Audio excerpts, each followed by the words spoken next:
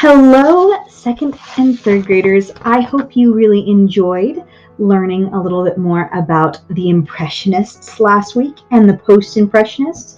I want you to think about and remember which artist you thought was the coolest, and we'll have a little bit of a thing at the end of this video showing you the artists again so that you can maybe make a decision that way too. Today you're going to need your art journal. You'll need oil pastels and you'll need your pencil. All right, so let's get ready to do art. Okay, everyone, so we are going to be learning a little bit more about oil pastels today. So turn to the page in your art journal that has all of the different pictures in it and get your oil pastels out. Okay, if you have a fresh container, remember, even if you don't have a fresh container, just remember that oil pastels can be kind of messy. So try to take care of them, okay? Try and keep them in their container when you're not using them, okay? Make sure that you are being cautious with them and not accidentally breaking them. All right. So here we're going to practice coloring it in, blending with white, and blending with another color. We're going to color and blend until it's smooth in each of the squares. All right, so I think this purple kind of interests me. All right, so I'm going to make sure that when I color it in, I'm not just scribbling it, right? I'm going to try and color all the edges. And it's a little harder, but just use the edge, okay? You're trying to just color in exactly, and then I'm going to do it one more time so that it's nicely blended in. All right, blend with white, okay? I'm going to do a little bit of the color here and kind of taper it off like that. And then I'm going to take my white and I'm going to start with white over here. And then I'm going to blend it right in the center here. Okay, and you can see how nice and smooth that looks. Okay, I can kind of go back in with this color. Look how nice and smooth I can make it. All right, now I'm going to blend it with another color. So I think I want something that's a little different from this purple. So I'll go from purple to yellow because those are complementary colors. So they're the most opposite they possibly can be. All right, so I'm going to go ahead and start and do this where I'm getting the color in and then just brushing it off slightly. And then I'm going to take my yellow. Okay, and I'm going to go ahead and move it in slightly. All right. And I should get like a kind of an off color brown in the middle.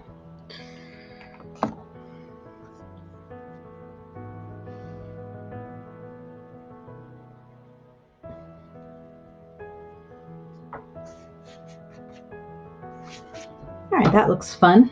It's kind of almost turned like a reddish orange in the middle.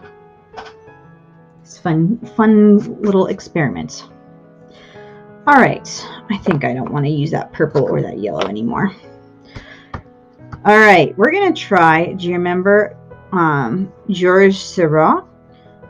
With that one type of painting, he did dots. Okay, and we're gonna try and dot the pastel to create a stippling or pointillism technique. Okay, so this is going to be really useful if you're going to do the Seurat one. We're going to try all of these. Okay. All right, so to dot it, let's do a couple different colors. I think I'm going to try greens. Okay, so if I do dots,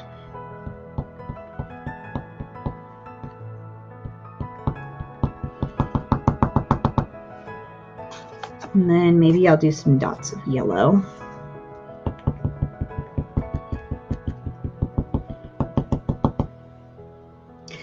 And maybe I'll do some darker greens.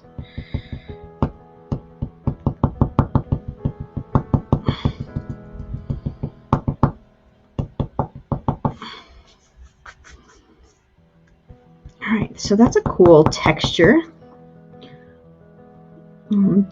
Remember, we're trying to think about those Impressionists, so I think that looks, you know, maybe it doesn't look as perfect as the way Jules Seurat did it, but he probably used a smaller paintbrush, or, you know, he made bigger dots like this and on a bigger canvas.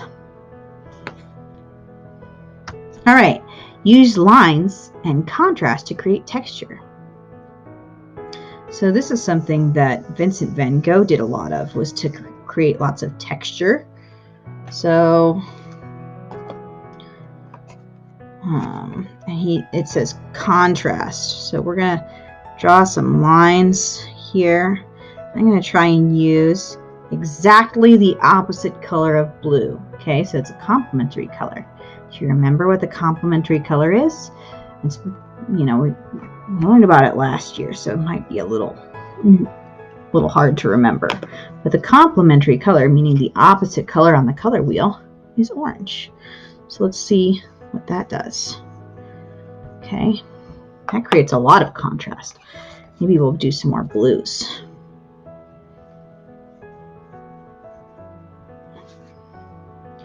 Whoa, that looks cool, huh? All right, color in and scrape away. Add lines or dots on the top. All right, let's do yellow. All right, now we have to scrape it away. Okay, there's a couple of things we can use. You know, you can use just your finger to scrape away, fingernail.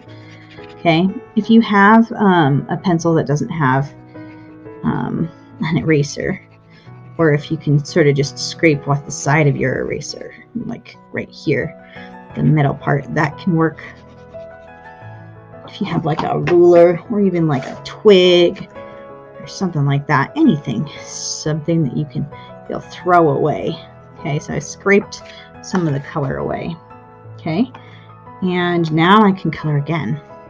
Okay, watch this. So I color it again over it, and I can start to scrape.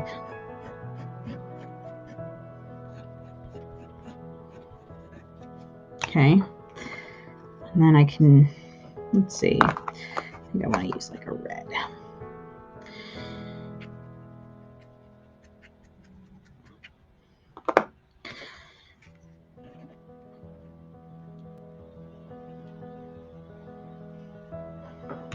Look at that, you can create so many interesting textures and lines, okay, using oil pastels. All right, so since we're studying those Impressionists, the next thing we're going to try and do is kind of copy the way that they used their brush strokes. Okay, now if you remember Vincent van Gogh in Starry Night, his picture had dark blues with bright yellows. Okay, if you need to look at a picture, you can. But I think what might work really well is to first do our scrape away technique.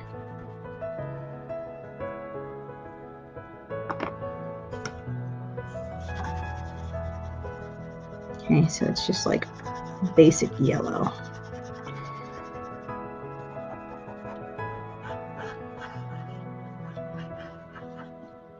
Okay, then I'm going to go in with our blue and start creating those nice circly lines with that movement. Okay, and remember that Vincent van Gogh is a post-impressionist. He came after the Impressionists. Okay, and since we got a little close there, I'm going to scrape some of that away.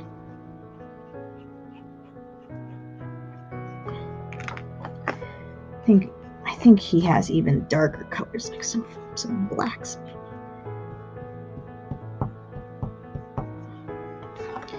And then he has super bright oranges and yellows in there.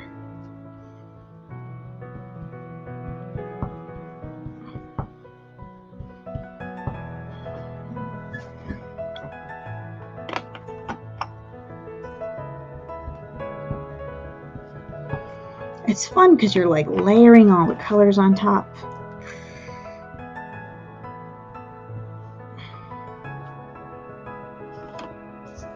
All right.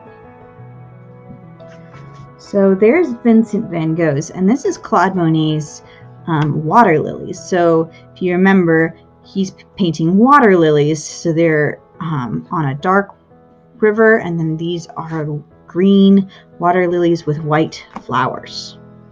So they're bright green. You can see the value of them as super bright green. So we're going to start off. Okay, so with his stuff, I think we want to kind of color it in around the spaces. And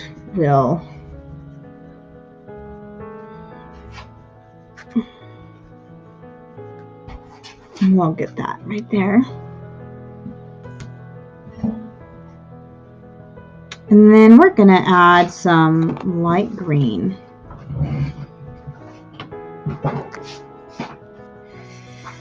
To our image. And I think there was probably even some bright yellows on top there too. You can see it's a lot more smudgy colors.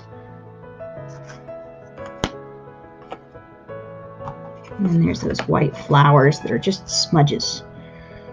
Okay, that from far away looks like something.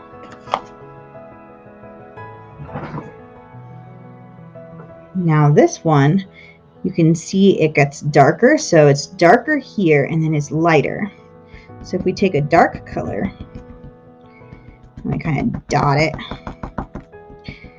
close to those edges, and then we get a little bit further away.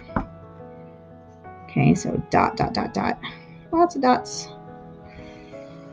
And then we're going to use a lighter color here.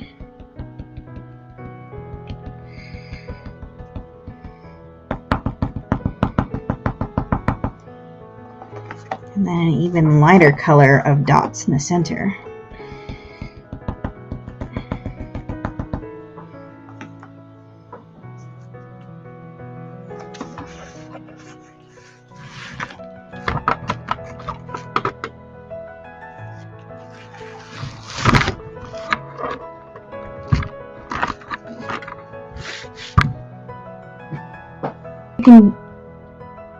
You can do the same thing over here, you know, or if you wanted to with a darker green, just to practice, and then like the lighter green.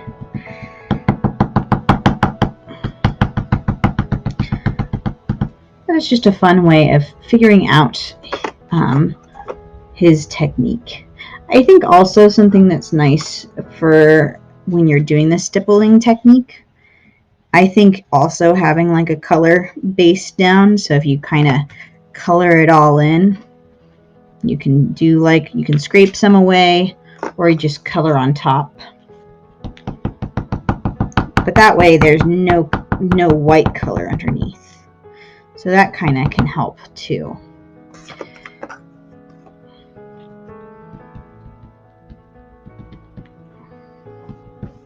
Yeah, I think I like that technique. All right, two other artists we can practice is Mary Cassatt. So you can see her ducks. There's not a lot of detail on the ducks. They're literally just white smudges with little black eyes and an orange beak. But then you have it reflecting in the water. So let's try that. Okay, what if we first start off with our white? And we put our white down first. And then we bring in our blues, We put them right up next to the whites.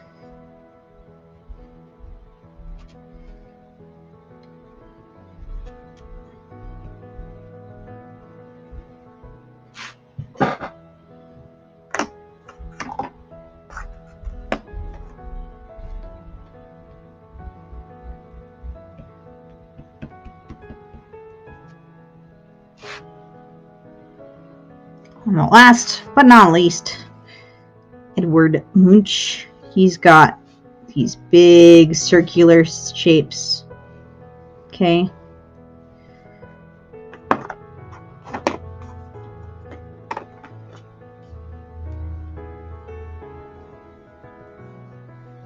Big swirlies. Swirlies of color. Whoa. All right. So that's my practice for my oil pastel. All right, now that you have learned a little bit more about the Impressionists and you've tried out some of the techniques that they would use, and some of them actually did use oil pastels on top of their paintings. So, you know, it's not that different of a material. They were using oil pastels too on top of their oil paintings. So it's still a really cool thing that you get to use these wonderful oil pastels and get to have fun with them. So for the rest of the class period, after you are done practicing, I want you to practice on a big piece of paper and just have fun. See what you create. I'll also have a few pictures here at the end of this video showing you some more of those Impressionist artists, and hopefully that will also inspire you. So go ahead and just have some fun. Go in and having fun with your oil pastel.